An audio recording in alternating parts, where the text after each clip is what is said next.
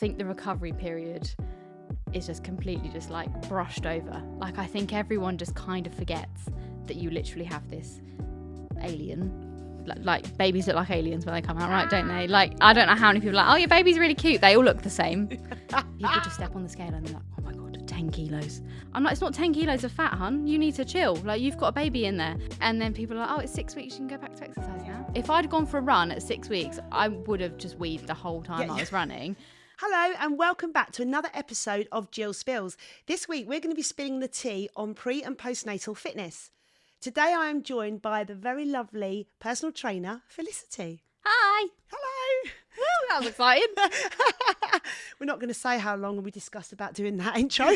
About 20 minutes. Thank you so much for coming. Thanks for having me. I've not done a podcast in ages. It's nice. I'm so excited to have you on. So we're going to be chatting a bit about pre and postnatal. Yeah. That's what your speciality is. You are a mum. Yeah.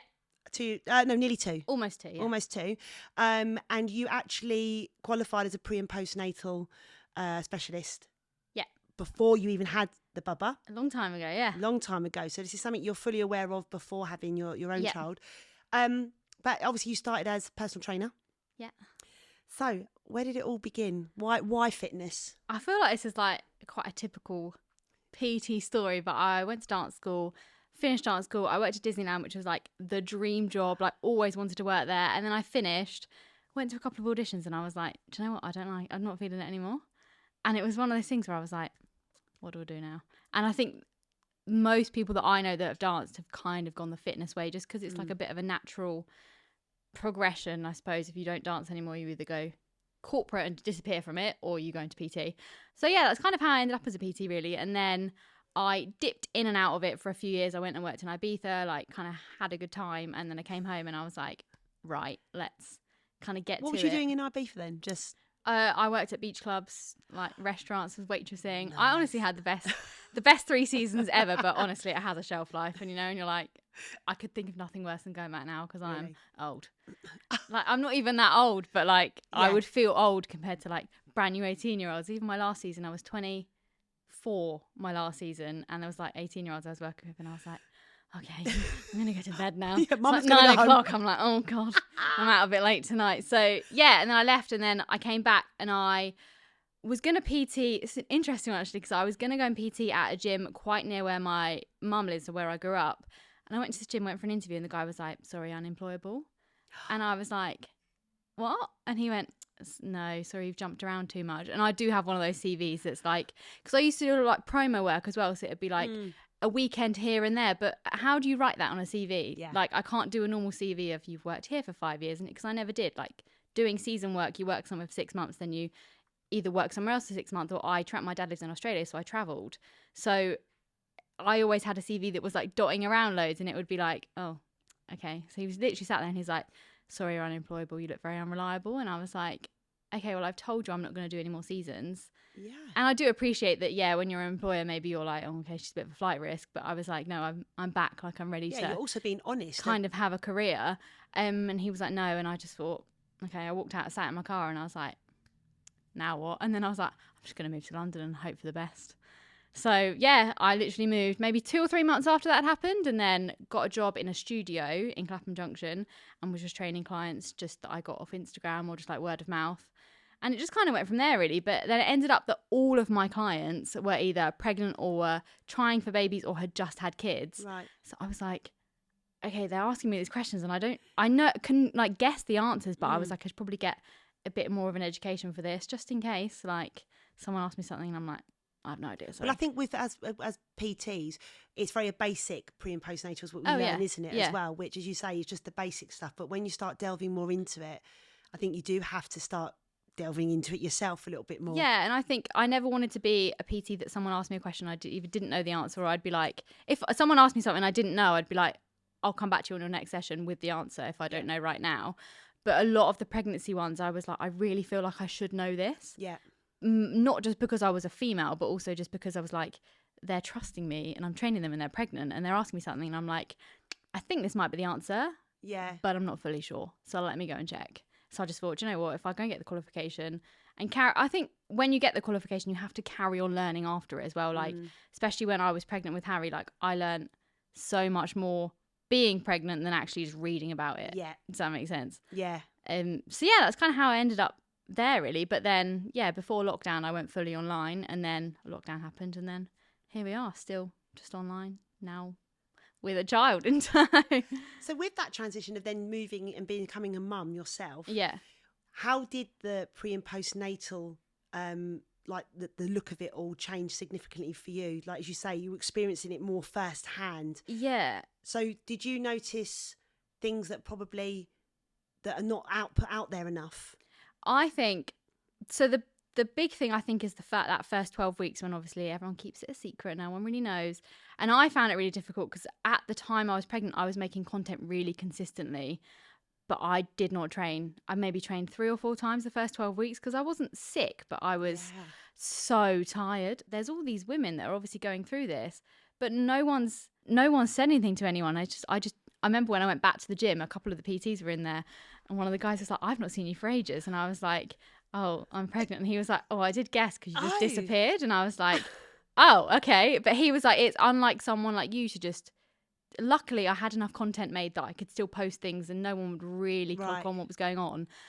But I think when I was training clients before I'd been pregnant, I was like, "Oh, it's fine. Can you not still go for a little walk?" Or do you know, you can manage a little workout? Because I hadn't experienced that, but also everyone experiences pregnancy so differently. And even now, I've got friends that are pregnant or have had kids, and every single one of us has had a different experience. Even like postnatal, like after birth, I got people that I know that went back for a run after like 3 weeks, and I was like, I was still wetting myself after 3 weeks. So good job, guys, because whatever. But yeah, I think when I was first training pregnant clients, I'd be like, or they would turn up to a session, or they'd turn up and just be a bit like, "Oh, I don't know how much I can do today, feeling a bit sick." I'd be a bit like, "I'm sure you'll be fine." Yeah. Now I think I'd approach it with a bit more empathy and be like, "Okay, that's fine. Do you want to sit down and have a coffee instead, or do you want to go home?" Do you think that they felt maybe as well that because, that's what I'm trying to say, do you think it's well because they probably didn't want to explain, because again, like you said, you didn't know how it really felt at the time, so they wasn't not being honest with you, but saying, "Oh my God, Felicity, I am so unbelievably exhausted." It was just a case of, "Oh, I don't feel like it today," and not really telling you how you feel. I think, well, as a PT, like, you've got so many secrets of all your clients, like they'll tell you anything. But so I was always one of the first people they tell, because I'm like, it's important to know, especially when you're programming exercises, right? But I think they maybe wanted to, because they would come with me because they want to train through their pregnancy. And I think they probably didn't want to disappoint themselves rather than me, because if they were tired, I'd be like, "Oh, it's fine, we can just dial it back a bit." But I think they probably still wanted to do it. Yeah. And to be fair, I was like that when I was first pregnant. I was like, I still want to go to the gym. And I did one session and I was like, and then I think at the time I was doing an ad for F45 and I was like, I'm really going to have to go and do this workout like it's being filmed. And I got there and I knew the guy that was like one of the owners, and I was like, "I'm really sorry, but I'm really going to have to, dial this back a bit." And he was like, "Oh yeah, okay." He didn't really ask why. And I thought, that must have looked like I was being really lazy. But I literally was like filming one exercise and then just having to sit on the floor for like until the next one was going. But again, if people had known, I wouldn't have been expected to do that. But I didn't want to tell anyone. Yeah. Because I felt like I shouldn't have to. Yeah. So yeah, I don't know. I think it's a bit of now I know how it feels, I can empathise with people a lot more. Do you think some mums to be feel that pressure then? Because again, as you say, they want to say things when they're ready, but then they feel pressure that they're not stepping up. Oh yeah, for sure. And I think like in the influencer space, especially when people are pregnant, it's really hard to either hide it, or then when I was training way, way further into my pregnancy, people were like, "Oh, you shouldn't be doing that now," or "Do you want to just like chill out a little bit?" And I'm like, no, like I can push but also people are only seeing what you want them to see. So if someone's seeing a workout that I filmed, they haven't seen me sitting on the sofa for the next 6 hours. Yeah. So yeah, I don't know. That wasn't really the answer to the question, was it? Yeah. Off track there. No, I'm thinking of that next question as well. As in pre and postnatal, fitness wise, what is the difference? What do you notice, and what do you think should be done more on both pre and postnatal? Or what's there not enough of on both sides of it? Okay, I think prenatal, there's not... Wait, hold on. And as in of what people are doing? Yeah, or what in they should fitness. Be doing? Like, is there enough out there? Oh, I think there is. But I think there's a lot of, especially in prenatal, it's a lot of do your pelvic floor exercises. But no one actually knows what they are. Yeah. Like if someone tells you to do a pelvic floor exercise, I'd be like, okay, what? Yeah. And they're like, just download an app, it will tell you what to do. And it's like, I didn't know what I was doing until I went and saw a pelvic health expert, and she was like, you need to concentrate on this, this, this, and this. But again, it's very individual because everyone's pelvic floor is a muscle. It works differently in every person, right? So the exercises are, the same. But I feel like people, if they want to try for a baby or if they are early pregnant, go and see a pelvic health specialist because they'll be able to help you and guide you with what you actually need to do regarding. Some people have really tight pelvic floors. Some people don't even know how to use it. Yeah. But you use it a lot in like day-to-day exercises without realizing. But I think prenatal, it's people just go, do your pelvic floor exercises. I remember my midwife at my booking appointment was like, just make sure you do your pelvic floor. I was like, okay. Cool. I'm just going to go now. And she also told me not to exercise. And I was like, well, I'm not going to do that, but okay. Oh, she told you not to exercise? Yeah, my midwife was very like, because they obviously ask what you do for a job and how much exercise you do, blah, blah. She was like, oh, just make sure you don't really lift anything. Maybe you should just like, take a back seat. And I was like, really? Okay, cool. It's fine. I won't. But yeah, I think the actual advice from what you get from like NHS midwives and what you would get from a personal trainer are two different things. Yeah. And maybe they don't marry up, but I think it's more, you always have to err off the side of caution. Yeah. Because I don't really agree with people that make like the whole pregnancy guides, like a 12-week guide, do this, this, and this. Because I'm like, okay, but what you might be experiencing, what someone else is experiencing is different things. Yeah. Someone might have really bad pelvic girdle pain. They can hardly walk. Some people end up in wheelchairs because it's so bad. And you're like, oh, fine, just do a couple of squats. You'll be all right. It's like, it's not the same thing. Yeah. So I find it really frustrating for prenatal, especially where they're like, do this, this, this, and this. Because if you haven't got a PT that's one-to-one that's telling you exactly what you need to do, even week to week, like I have clients that you swap them around every week because one week they might be feeling great. The next week they might be like, oh, I'm not really feeling it today. Or oh, my hips are a bit sore. Or oh, I've had a headache for a few weeks. I'm going to go see my midwife, blah, blah, blah. You have to like, it's very individual programming because pregnancy is individual. But postnatal, I think the recovery period is just completely just like brushed over. Like I think everyone just kind of forgets that you literally have this alien. Like babies look like aliens when they come out, right? Don't they? Like I don't know how many people are like, oh, your baby's really cute. They all look the same, and they all look a bit weird. Yeah. And they smell nice, but other than that, they just scream all the time. Well, mine did anyway. But and then people are like, oh, it's 6 weeks. You can go back to exercise now. It's like, sorry. At 6 weeks, I think I tried to do about 3 squats and I thought my insides were going to fall out. So I just went and sat back on the sofa.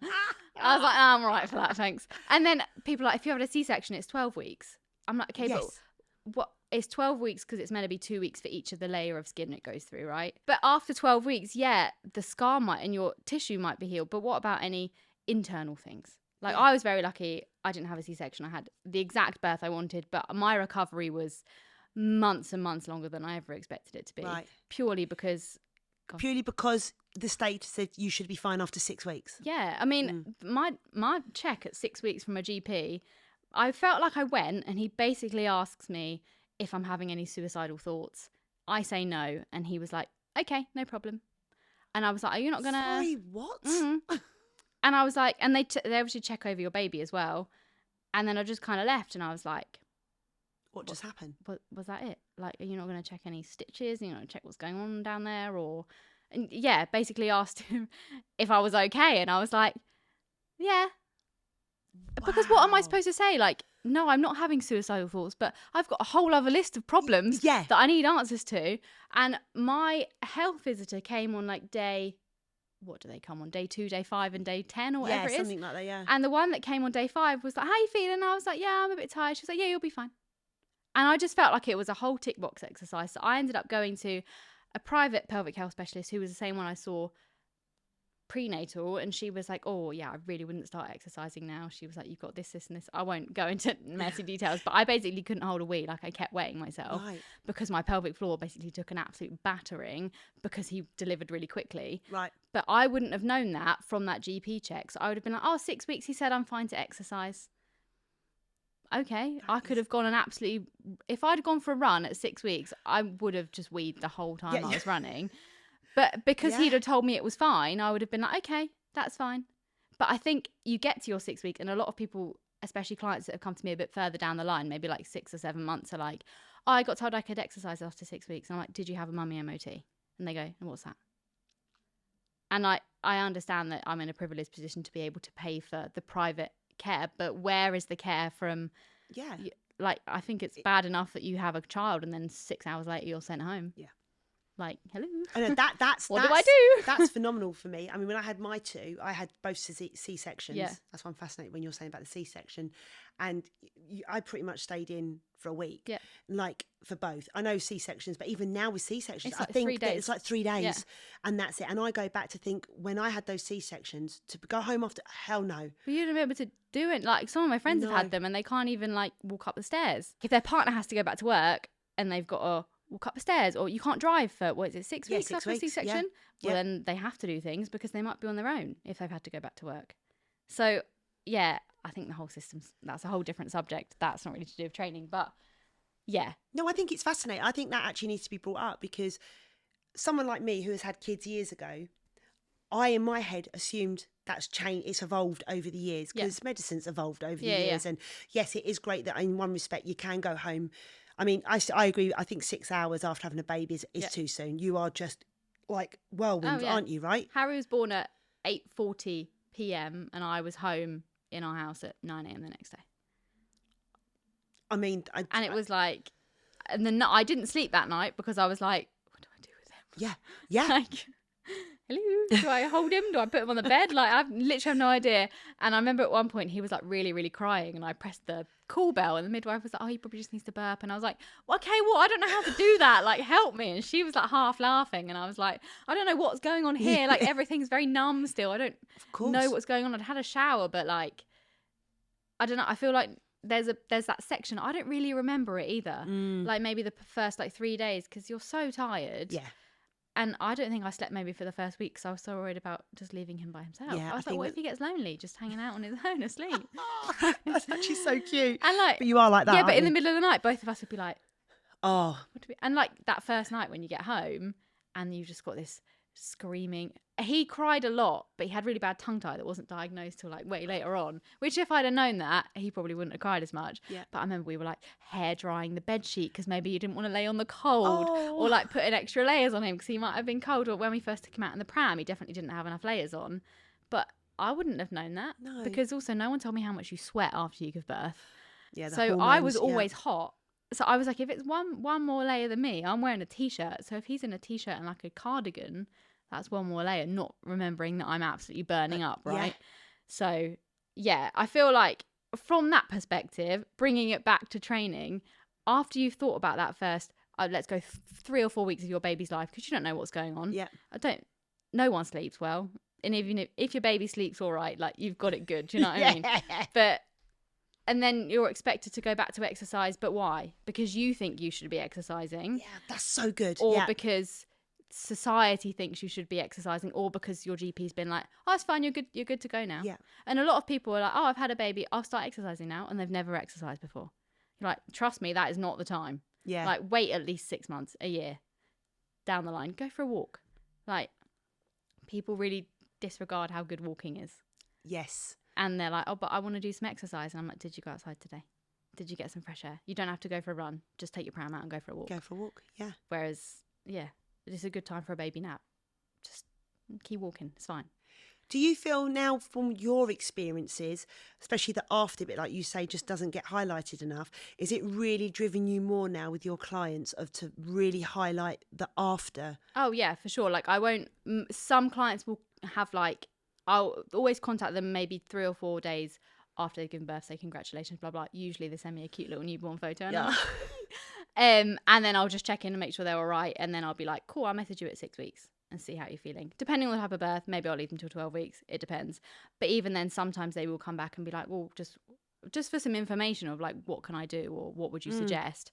And first of all, I'm like, you need to go and get a mummy MOT, or you need to go get someone to look at you, because I'm not touching you until you've been looked at. Yeah. Mainly because then sometimes I will then speak to their physio and be like, what would you recommend? Because the lady that I saw, called Claire, really, really nice, she kind of wrote me like what I should and shouldn't do. And then I went back and saw her again, and she was like, right, you can run now, but be careful. Right. Or like run for 5 minutes, or go for a jog. Like, do you know what I mean? Like easing back in. Whereas if you go, you're 6 weeks, you said you can exercise, you go online, you're like, what can I find? Oh, look, a postnatal program for 6 weeks. And they absolutely go and hammer it for like 6 months. Yeah, you might be in great shape, but then your insides feel like they're still going to fall out. Yeah. Where did you get? Nowhere, really, because then you're back at square one. So going back to the prenatal stuff, how long, so people listening and not sure, or they haven't got a PT and they're just randomly training, what realistic, I go everybody's individual, but where really should you start changing up your training and you start calling it a day and you really start slowing down? Because I know some individuals can train literally 2 weeks before they're due. It again really varies on the person. Like I train until I think 36 weeks of my last workout, but only because I'd get home afterwards and be like, I can't do anything the rest of the day, I'm too tired now. Yeah. But I was walking until I was walking while I was in labour. I went for a walk and I was like, I think I'm in labour, but it's fine. I'll just go out and get a coffee and hope for the best, which was probably in hindsight not the best idea I've ever had. But that was more of a like, I just like going out for a walk in the morning and getting a coffee. But I think there's a lot of people that work out up until the day they give birth to prove a point, which I think is not the right thing to do. And I say that because there's a lot of people that I know or follow that are like, oh, I train until the day I gave birth. And I'm like, okay, cool. But there's a lot of people that won't be able to, and they'll be feeling bad because they've seen that. Yeah. That's not saying that you shouldn't. If you're physically capable, that's great. But I think it's celebrated a bit too much for really, really pushing it at the end. And I think you don't really realise how absolutely ruined you are until you're in it at the end. Yeah. Whereas I think if you want to start training, if you're trying for a baby, you've got to start training 6 months prior to even trying, because you can't, when you're first pregnant, that's not the time to be like, I've never been in the gym before, but I'm going to take it up now because I don't want to put on too much weight when you're pregnant. Like, you're going to put on weight and it's going to be fine. But again, a lot of people start weighing themselves and I'm like, cool, but have you thought about all the extra blood? You're literally carrying an extra body and extra organs that you're growing. Like, you're carrying extra food, extra water weight. And I was weighing myself throughout my pregnancy because I was doing it for like a research purpose, not because I really cared of how much I was putting on. I could see in the mirror it was piling on, like. But I was then doing these videos that were like, oh, you know, you put on like, I can't remember how many kilos it is of like extra blood volume for you and the baby, and then you've got all the water in the fluid, but each person you get more or less water. When you're talking about how much weight you're going to put on, I think then you don't think about all the extra things that are going on inside. People just step on the scale and they're like, oh my god, 10 kilos. I'm like, it's not 10 kilos of fat, hun. You need to chill. Like, you've got a baby in there. Some people carry twins or triplets. True. And they're still panicking. And I'm like, do you know how much effort it is for you to actually create a human, grow it to full size, and then carry it around? Like, and then afterwards you're just given this child and you're like, oh, okay. And there's a lot of people that said to me, you won't have time to eat after you've had a baby. I'll tell you now, I was making time for food. I think I did. There was nothing stopping me getting I was holding him. I've got a video of me holding him one morning. He was asleep and I'm just like shoving biscuits in my mouth. And I remember people be like, you wouldn't have time for a shower. And I'm like, I had plenty of time to do all that kind of stuff. Yeah. Like, he slept. Look, he's a baby. Like, I can't just take him out and do activities with him. Like, I don't know. But yeah, I feel like people when they're postnatal don't think about all the extra stuff that comes with it, like the tiredness. For example, you want to go for a walk a day, that's fine, but you might have only slept for 20 minutes the night before. So don't expect that after 8 weeks, 6-8 weeks, you're going to be doing 4 HIIT workouts a week, because you will be absolutely ruined if you try. That's not saying some people can't, but I feel like there's some people that can't, might have really good sleepers or might have help. Yeah, exactly. So regarding with postnatal then, with the training aspect, so it all depends on the individual, but what would you say roughly is the best time to look at start training? Like, is it really have to be 6 weeks, bang, get back into it, or should you give yourself more time? I personally, it depends on the person. If you've been training, again, up until the day you've given birth, I'd say 6 weeks. If your birth was very straightforward and everything was like textbook, you'll be fine. But start with walks, light body weight workouts. You don't need to be going in the gym like Olympic lifting. There's just no need. And I think if you are, you maybe need to have a word with yourself, because what are you actually trying to prove? Yeah. I think that's more of it, is you're doing it because you feel like maybe you want a bit of control, which is why I think at the beginning, this does relate back to fitness, but like, at the beginning, I was really, really worried about, always washing his baby grows and ironing them, and everything, all the muslins and stuff had to be ironed all the time. And that wasn't because they needed to be, that was because I needed something that I could control. Because I was like, well, if the drawers are all neat, like everything else is going a bit crazy, but at least that one thing I have now. And that was because I couldn't exercise. Yeah. So I think I like to be in control of when I can and can't exercise, or if I want to go for a walk or want to go for a run, I can. Whereas then I didn't have a choice. Like, I had to sit down for 6 weeks because my insides would have probably fallen out. Not literally, but Yeah. So yeah, I think that a minimum people should leave it 12 weeks, regardless of the kind of birth they've had, purely just to let yourself heal. Like, you don't, unless you've got, I don't know, unlimited amounts of money and you can have a PT that comes to your house every single day and they can do this with you, I don't think there's any point. Yeah. Because also a lot of people do it because they're like, oh, I want to look back like what I used to look like. And I'm like, you're never going to look like that again. Yeah. Newsflash, you will never look like that again, because I thought I would. And I now on the scales am exactly the same as I was 3 or 4 years before I was pregnant. But I look completely different now. Yeah. Completely different shape. And I think it was a bit naive of me to think, oh, it's fine, I'll just get back to the shape I was in. Because also as well, you think, oh, it will take 6 months. My friend was getting married and I was like, oh, it's 8 months after I've given birth. It'll be sound. Order me an extra small dress. It will fit. I couldn't even get it up my legs. Like, I don't know who I was trying to kid thinking, oh, it's fine. But you're kind of told that the weight will just drop off you if you breastfeed, right? Yes. And mine went the other way. Like, I was shoving so much food in. I wasn't really exercising enough. Assuming it's just going to drop off. Yeah, because everyone was like, oh, it's fine, you're breastfeeding loads. It will just go away. And actually, that was the wrong thing to do. But it then took me till I was about 6 months and I was like, okay, now is the time to actually start looking after myself a bit more. Because for the first 6 months of his life, he didn't need anything else. Like, your baby only cares about you. And if you need to look after yourself in terms of eating, keeping yourself clean, exercising a little bit, but not too much. But that's all your baby needs from you. So the only other pressures you're putting on yourself are from everyone else.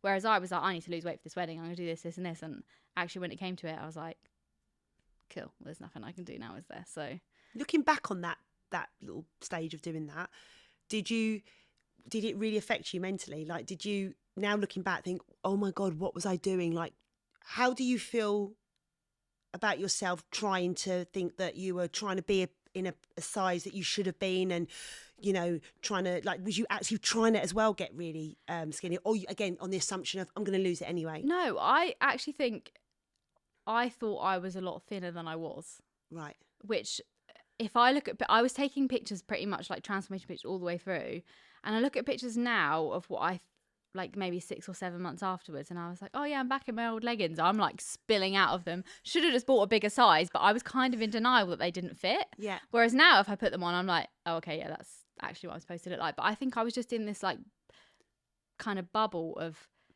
it'll be fine. Like, whatever happens, happens. And I was exercising as much as I could. Because also I don't have any help at home.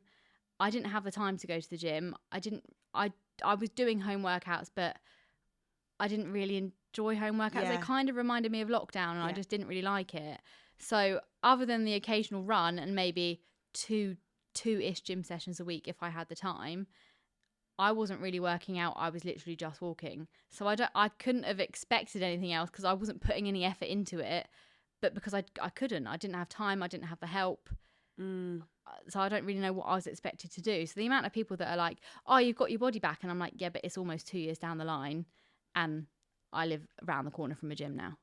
Yeah. So that I go in nap times. Like, that's the only way I can go to the gym, if I go during a nap time, which again is fine, but that's the lifestyle choice I've made, which might not be the same for other people. But I think there's so much pressure on that, like 6 year mark, especially, which when the baby's a year, everyone's like, you should be back in your old clothes by now. It's like, okay, you can be, but why? Yeah. Like, you can get new clothes if you want to, if your old clothes don't fit. Yeah. Like, I was so bothered about the first summer. Yes, he would have been like 9 months old. I was like, I want to put my old jeans back on, and I was trying to get up my legs. I was like, come on. And they did go up, but I couldn't do them up. And I wasn't upset, but I was just a bit like, oh, I really thought I was thinner than that. And now they fit, and I'm like, well, what was I worried about? Because they were eventually going to go back on. Do you know what I mean? Do you feel going back to an element of going to see that GP and you're fine, you're 6 weeks, you're fine? Do you think that might have maybe in your mindset, okay, well, I'm going to get back to normal now because I got given the okay? Oh, for sure. Rather than delving deeper in with you if there was any other issues. Yeah. But then if you think about it, you're like, okay, I'm going to get back to normal, but what my normal was before will never be my normal again. Yeah. Like, my normal now is that I go for a walk with my child every day and I can go to the gym if I want to go to the gym. Or, to be fair, he is quite funny when you do workouts at home because he likes to try and join in. But like, my normal as I knew it isn't normal anymore. So for me to try and get back to the normal that I had before is just unrealistic, because at some points I was probably over exercising when I was playing tennis 4 times a week and I was running loads and I was going to the gym every day. Like, I had unlimited amount of time and I was in the best shape of my life, but I wasn't really getting anything out of it. Yeah. I was just in shape because I was in shape rather than... And just doing it because yeah, of your and job now I'm kind like, of thing. have a whole new appreciation of, like, yeah, you're in shape, but you also are raising a human. Yeah. Which I wouldn't have ever been responsible for before. You have a totally different role. Yeah, and you have a totally different lifestyle. Like, if I go to bed past 9 o'clock now, I'm absolutely ruined for like a week. So I'm like, oh, it's 8 o'clock, it's bedtime. If I'd done that before, it'd be like 8 o'clock, I'm going out for dinner. Yeah. Like, my life's not like that anymore. Which is, like, I prefer my life now, but if I have clients that are wanting to get back to their life before, it's really hard to try and break down with people like, okay, but what are you trying to get back? Because your life will never look the same again. Regardless of if you have help, your kid goes to nursery, you have all the help in the world at home, you're a different person, I think. And do you think, saying that to them, that's something you never would have said to them before? Oh, for sure, yeah. You know, or as you say, you would have worded things very differently, where you have the confidence now to be like, that's not going to happen. Yeah, and if a client had come to me maybe a year postpartum, they're like, oh, I really want to get back into shape, and I'd have been like, okay, cool, so let's break down what your lifestyle looks like now compared to what it used to. And the amount of people that be like, well, I used to get up in the morning and I'd sit and have a coffee or I'd have a nice breakfast, and I'd be like, what does it look like now? They're like, I've got a child running around screaming and I'm trying to have a shower. It's like, yeah, okay, so let's go back to I try to focus on the postnatal people, especially, like, what you can do and what you have time for. Yeah. But then be realistic about it. Like, if they're going, I can work out 4 times a week, I'm like, let's make that 2. And let's make the 2 workouts that you're going to do, let's make them really, really good. And then maybe if you have time for the other 2, we'll fit them in a bit later down the line, or those 2 go for a walk. Because even then, people are more bothered about, I'm going to get these workouts in. Just, go for a nice walk. And that sounds really stupid. I keep saying just go for a walk. But the amount of people that just decide to not leave their house for days on end. Yeah. No, I think that's it's a good point. And I think, as you say, it takes the element of pressure off of them. They have to do 4, and you're, saying, no, let's start with 2. Because you're saying, I guess they could be absolutely shattered from those just 2 workouts. Well, yeah, and also, like, if I tell you you've got to do 4, they'll get to, maybe if you're doing it like Monday to Sunday week, they'll get to Thursday and they've only done 1, and they're like, oh no, I need to back-to-back 1 in the same day just so I've done all of them. I'm like, no, you need to do 2. Bottom line, don't overwork yourself, because if you have time a month down the line, you've been training me for like 3 months and you're like, I think I've got the time for another workout now, I'll add another one in. But then a couple of weeks later, I'm like, have you actually done the 3rd one, or do you want me to take that one away again? Because I feel like if you also give people extras, they'll feel the pressure to do them. Like, if they're there on the app and they can see them, they're like, oh, there's 4 there, I need to do them. Whereas I'm like, no, you're going to have 2, and that's all I'm going to show you, because otherwise you'll panic that you think you're underachieving when really you still did 2 workouts and kept a kid alive. Like, that's the bottom line, really. That's so good. How different was your training after postnatal, when you finally went back to train? Did you train very differently to what you did before, but because of time, or just because of the way your body was feeling? Yeah, I suppose probably time. Like, I used to be in there for an hour and a bit, just like, just fanning around the gym, being on my phone a little bit. Now I'm like, right, I've got half an hour. Yeah. You've got to go in. I tend to superset everything only because it's quicker. Not necessarily it's the most efficient way of working out, but I'm like, we just need to get it done. And I will work out purely just because I want to go in there and move my body, not because I'm really working to like any aesthetic goal, like getting married in a couple of weeks. I've been trying to work out to try and not fit in my dress, because my dress already fitted, but as in just, I don't know, to feel better about myself, which again might be a me issue, but I just want to look back at the pictures in like 10 years and be like, oh, look at you. Oh, it's a big day. But yeah, I think I now am more efficient about what I'm doing in the gym, but also not expecting miracles if I go 2 days a week. Yeah. Like, I probably do 3 or 4 at a push. Minimum, I'd say, between myself and my partner, we try and do 3 each a week, just because then we're like, what's your excuse? Come on, let's go. Yeah. But yeah, I did start running for a long time, and I just stopped because I was like, I'm just not enjoying this. Like, got a running buggy, started taking him with me, and I was like, this should be my time, do something for myself on my own. Yeah. And I wasn't doing that if he was in the buggy, because then I was constantly like looking to make sure he was all right, or he wasn't crying or having a good time. Yeah. Whereas if I go to the gym, it's half an hour on my own, headphones in, done. And that's not a bad thing, right? I think, again, you don't... Mum guilt, I think, is such a big thing. Oh, yeah. And I think that's where a lot of mums, they can't have that half hour on their own. Yeah. It's just like, it's unheard of. So I think trying to change that mindset, I guess. Yeah. And I think it took me a long time to even just go to the gym and leave the house and like, he will be fine with his dad. Yeah. You know what I mean? Like, he will be fine. You'll be home soon. But I think people, again, in that first 6 weeks, put so much pressure on. When it gets to 6 weeks, I'm going to go back to the gym and I'm going to do this, this and this, and I'm going to be in good shape for my wedding or my holiday next summer. It's like, okay, are you? And I think it's maybe when clients I work with, is managing their expectations more than anything, because, yeah, it's a lot of just, you think in your head something's going to be there and then it's not. And I think I probably had that the first holiday we went on. I was like, oh, I'm going to be in really good shape for this holiday. And then the time came quicker than I thought it was going to. And then we got on holiday and I was like, no one actually cares. No. Like, no one's looking at me. No one's bothered. The only person that's bothered's me. Yeah. So I'm not saying people shouldn't try and get back into shape and exercise afterwards, but I think it's setting the expectation a bit lower. Yeah. I think that's a really good a bit of advice.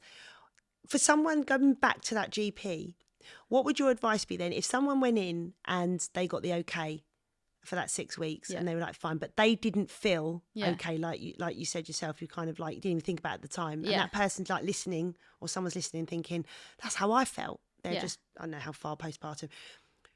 Should people go back, like mums go back and say, actually, no, I don't feel 100%. Yeah. Like, should they be more open rather than just assume from everything you've said here that actually that is not your cut-off point? Oh, for sure. I think you can get referred to a pelvic health physio from your GP, and I think that's something that you don't really know you can get referred for, because I ended up getting referred through the GP as well, because I did go back and I was like, I think I need some help, because this was before I went to the private one.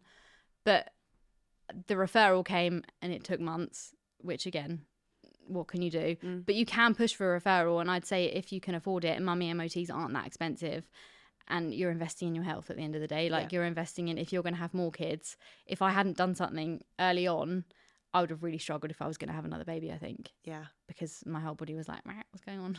But again, you're not told that. Like, you're kind of just given a baby and a bit of paper, and they're like, good luck. So yeah, I'd just recommend trying to either push to see a pelvic health physio or try and get a referral or go to one privately before you start exercising, bottom line. Yeah. That should be just a minimum. And if you're working with a PT and you've had a baby and they haven't asked you that, I think that's a bit of a red flag as well. Yeah, that's actually good. Yeah, I think people listening, if you have got a PT and they're not picking up on those things. Because you wouldn't... Even myself as a PT, I do basic postnatal, but even listening now, that's so true as a personal trainer. Yeah. That's something I think, And I think it's different as well once you've if you're working with a PT who's had a baby, you'll be able to spot the signs a lot quicker than before. Yeah. Because if someone had come to me before I'd had Harry and been like, oh, I'm feeling this, I would have been like, oh, I'm sure it'll be fine. Now I'm like, okay, hold on. Yeah. That happened to me. Give me a sec. Yeah. And yeah. What is your best tips for prenatal mums? Yeah. And your best tips for postnatal mums? Ooh, fitness tips. Yeah, in general, fitness tips, being a mum yourself, experience, whatever you think, what would you say now, or what you know now that you didn't know then, are the good mixing in the two, especially PT? Prenatal mums, I think, get some good workout leggings. If you're going to keep working out, get some good leggings that actually fit over the top of your bump rather than trying to squeeze into your old ones, because you'll just feel a lot more comfortable in yourself. And if you work out at the gym, like, you won't feel like you're constantly trying to hoik up your trousers. Yeah. And just to take a bit of pressure off yourself, like, if you... before you were pregnant, worked out 4 times a week, just try and get to 2 or 3 and then be like, cool, we've done 2 or 3 today. Now we're done. Yeah. Rather than getting to the end of the week and be like, I reckon I could fit another one in there. You don't need to. It's not necessary. And third one, for that one, let's go with stop weighing yourself. It's not important. Yeah. Especially like at your midwife appointments, some midwives do just weigh you, but that might be if you've had health issues, or it's different in all the trusts. Yeah. Everyone seems to get kind of different care. but you can also opt and ask to not look at the scales when they do it. Okay. Which I would just recommend doing, because you don't need to know. There's nothing you can physically do when you're pregnant. It's not time to lose weight, and you're growing a child. I think you need to be a bit. People often forget that, I think. Yeah, like, I do. Yeah. Oh, yeah, no. Yeah. It's like, okay, well, maybe you grew an eyeball today. So, you're doing a good job. And for postnatal, because you said this is a big thing as well. Yeah. The postnatal kind of gets a bit missed, or that middle part. Have you got more? I bet there's more tips, isn't there? There's probably more. Postnatal is, get checked first. Second of all, don't overexert yourself for the sake of just being like, oh, I reckon I could do 10 more. Well, just stop. If you think you're getting tired, stop before you get too tired, because you might not be able to get the sleep to recuperate. Your DOMs postnatal are going to be horrendous. Like, I remember the first workout I did like 3 sit-ups, and I was like, oh my God, I think I'm going to die. Like, my arms for a few days afterwards, I did 2 push-ups, couldn't move my arms, and I wasn't expecting that. But you've been through so much that first 6 weeks. Even if you are exercising on day 1 of week 7, your DOMs are going to be horrendous. So prepare yourself, and maybe make that first workout like 10 minutes instead of half an hour, because you'll thank me for it afterwards. Write down what you want your life to look like in 6 months and a year, and try and work towards that, rather than being like, I want to fit in my clothes in a year's time. Think about what you will have wanted to achieve maybe with your baby. Like, do you want to go to, I don't know, some baby swimming classes, or goals that don't fit around your aesthetic? Think about like the bigger picture. Or you want to go on like a family holiday, maybe think about what the family holiday will look like that doesn't have anything to do with what clothes you're going to wear. And then worry about what clothes you're going to wear 2 weeks before, and then if you need to, buy some new clothes. Yeah. And stop trying to pull your own jeans on, because it doesn't get you anywhere. She says for facts. Okay, one last thing I think is super important is you need to tell your PT. If you're pregnant, or even if you're trying for a baby, I promise you, your PT will not tell anyone. It's a good secret to have. And I know so many people that are pregnant before anyone, and it's like, it's a nice little secret, but also it's something that you have with your PT that you can work together to get the best possible result. Because if you keep it a secret, and I do appreciate a lot of people don't want to tell anyone for 12 weeks, but that first 12 weeks, you might turn up to your session, your PT's like, what's wrong with you today? Or like, oh, they didn't put in much effort, and they might think it's them, or they might just think maybe you're having an off day. But it's also quite easy to guess. You don't ever want there to be like a PT standing there being like, are they, aren't they? I don't want to say anything. So I just think, being upfront and honest straight away, and just be like, I don't want to tell anyone, so please keep it a secret, but I just need to tell you one thing, and then the conversation's over and done with. I never used to bring it up first. I'd wait for them to talk about it first, in case they didn't want to talk about it in the environment either. So I think just being honest. I agree. I think that's a really important one, actually. Is there anything that you want to really highlight, especially something you're quite passionate about, apart from, I'm fascinated about the 6 week stuff though. That has fascinated me. Was it not the same when you had babies? Yeah, but it was 6 weeks and then it was 12 weeks, but it was just letting you go. I thought things had changed. Oh, now it's just like a tick box. No, it sounds like it's worse. It's worse now than it was. I even got ghosted by my health visitor. I've not seen her since day 10. Another thing I think is actually just trust your instinct. Like, there's so many things, or so many times, even when, I don't know, maybe your baby gets a bit ill and you're like, oh, that doesn't feel right. Like, if your gut's saying something, like, you've really got to, I think, push for it as well. For example, Harry had really bad tongue tie, and I was trying to get help, but no one would listen to me. And the amount of times I went to a doctor, and they'd be like, oh, no, it's fine. It's not that bad. And then ended up seeing a specialist, and she was like, wow, okay. And I felt like, as soon as I'd spoken to her, I felt like someone had listened to me. And until that point, I was a bit like, oh, is this just what being a first-time mum's like? I feel like you get brushed off quite a lot if you're being a bit paranoid. And how old was he? He was 4.5 months by the time it was sorted, which would have saved us months of, is it the breastfeeding? Is he allergic to something? Am I eating something wrong? Why is he crying so much? Because he was obviously crying because every time it was worse when you laid him on his back. Obviously, he was in pain. But they can't tell you that, can they? He just screams more and more. And I'm like, okay, well, shove my boob back in your mouth. Maybe that's the problem.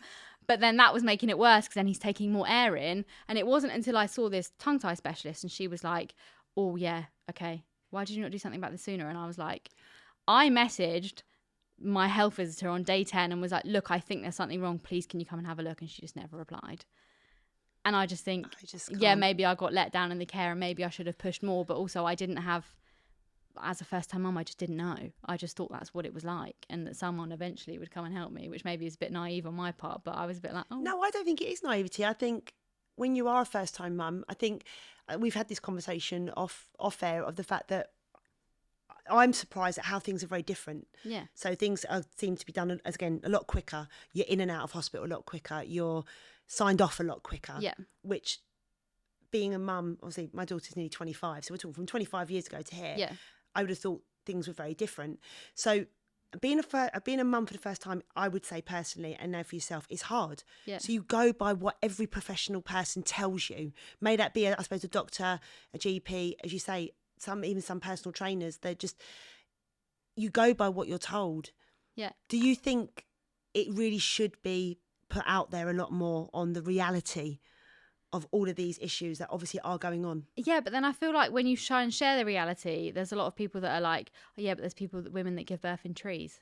And I'm like, okay, yeah, I get your point, but like every person's experience is very individual. So I feel like if I talk about my experience, they're like, why didn't you do this or this or this? And it's like, no one knows. Like when you have a baby, it doesn't come with, there's so many books that are like, there's one that's called, like, I think it's called the Wonder Weeks or something. It's like the first 28 weeks of your baby's life, and week by week it breaks down what your baby should be doing or what should happen or what leaps they're going to go through. There's like apps and stuff like this. And we started reading them, and then for the first 6 weeks I was like, this is absolute bollocks, isn't it really? Like, he's not doing this, or why is my baby crying so much? The answer was because of his mouth was obviously hurting him, not because of what this stupid little book said. Yeah.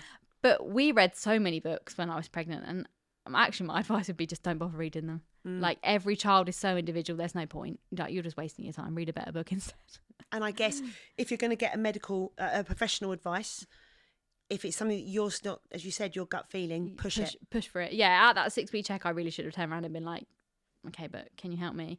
But at the time I thought, oh, that's fine then. Yeah. Like, oh, okay, sure. Well, hopefully with people listening to you today, that will help someone out there think, hold on a minute, I had a baby 7 weeks ago and that's how I'm feeling. Yeah. So hopefully that will give a platform for... Yeah, and like, I appreciate the NHS is very stressed, but you also have to think about, like, it's your personal experience and it is the rest of your life as well. Like, if something, it would have been seriously wrong with me, it wasn't, but if it had been, you have to think about the repercussions that are going to come back on you in 20 years. So even when I've had like women in their 40s that have come back, that kids have grown up and they're like, want to get back into exercise, and then you get them to like talk about their birth and stuff, and they're like, oh, okay, yeah, no, I didn't do that. Or like they've still got a big ab split, or they've got other problems, or maybe their pelvic floor is just absolutely shot to bits, and they're like, oh, I didn't know. And it's like, okay. But I think the education just isn't there for anyone, because it's not readily available really, unless you go looking for it. And if I wasn't in this space of work, I probably wouldn't have known either. So it's just the kind of field you find yourself in. But also, I think it should be available once you've had a baby to be like, cool, would you like some help getting back to exercise if you do? Rather than just giving you a brochure being like, 6 weeks, you're good to go. Enjoy. Yeah. Because no one's good to go in 6 weeks, let's be honest. What is the one thing that you always put in place now with your clients that you didn't do before, and it's your non-negotiable? I feel like clients are good at this in general, but just being honest. Like, I feel like it's quite easy to try and escape around the truth, especially when you're just messaging someone online. But I'm like, if you're not honest with me, I can't help you in the best way that I should be able to. So maybe if I ask them how they are and they're doing their check-in, they're like, oh yeah, I'm okay, like I had an all right week. And I'm like, no, are you okay? Or are you telling me you're okay because you just feel like you should be okay? Yeah. So yeah, I just think being upfront and honest, even with anyone, like if I'd been a bit more upfront and honest with that doctor, they might have helped me a bit sooner. But I was a bit like, oh, okay, like just felt like everything was fine. Yeah. Because I just felt a bit rushed and it was all kind of swept underneath the rug. Whereas, yeah, if a client's not honest about actually how they're feeling, or maybe when they're pregnant and they're really struggling, or they've been sick, or they haven't wanted to talk about that, I'm like, okay, that's fine, but I can't really help you in the best way I can unless you tell me exactly what's the matter. Yeah. And then I can help fix it. And if I can't help fix it, I'll recommend you someone that can. So I think that's probably it. Yeah. I think that's important. I think from everything that you said, it's basically feel how you feel, not feel how you're told that you should be feel by a certain date. Yeah, for sure. And also, if you get to the point where you got to 12 weeks and you're like, oh, I'd really want to exercise again. But also if you get to 12 weeks, you're like, I could think of nothing worse. That's absolutely fine. You can pick it up when you want to. That's the best bit, is that it doesn't go away. Like, I think even my training from now until nearly 2 years, the first probably year, it was very stop-start. Like, the amount of times I've had to, maybe we all were ill, or it takes, babies recover quite quick, but then because you're not sleeping well, it probably took me like an extra 2 weeks to recover. All of a sudden I've not exercised for a month, and then you go back and you kind of start in at the beginning again. But that keeps happening, and I'm 2 years down the line, so it might just keep happening, but it's then getting back to it after that's happened. So yeah, you might have to get back on the horse 4 or 5 times, but it's when you get back on it, then you're consistent again. Yeah. So again, like consistency, but don't do it so erratically from the beginning. Yeah. And also, do something you enjoy, I guess, right? Oh yeah, like if you don't like going to the gym, don't bother. If you want to do a home workout, do a home workout if you'd prefer to. As long as you're going to enjoy it and turn up and actually feel like it's time for you, then, like I was saying earlier, I don't want to go for a run with the running buggy because I felt like that wasn't then my time. Then don't do it. If you don't want to, that's fine. If you don't like walking, that's fine. Don't do it. But then don't expect other things to happen for you if you don't want to put the effort in at the same time. Yeah. Where people listening and they're like, they want to speak to you, obviously privately, where can people get in contact? Slide in my DMs. Love a DM chat. Every now and again people get a voice note if I'm out for a walk. I'm like, sorry, I'm just out walking. They must be like, this kid never sits down. Jesus Christ. I don't. That's the answer. That's how you just get fit, really, isn't it? You just don't sit down. Yeah. I don't think I've sat down for 2 years, and it's I'm just at this point running on caffeine, but caffeine and good vibes. Instagram is at Felicity Rosina, and my DMs are always open, even if someone wants to tell me a little pregnancy secret. I love those too. Yeah, and obviously if they want to come to you and speak to you in confidence and something, always happy to help. Yeah, and I'll give advice or point the right way if I don't know the answers. That'd be amazing. I think so. If anyone's listening, get in touch with Felicity. She will help all the best way that you can. Give it a go. Thank you so much. Thanks for having me. That was really interesting. Thank you so much. And I really hope it helps some mums to be and some new mums, and hope so. Good luck with everything. Thank you.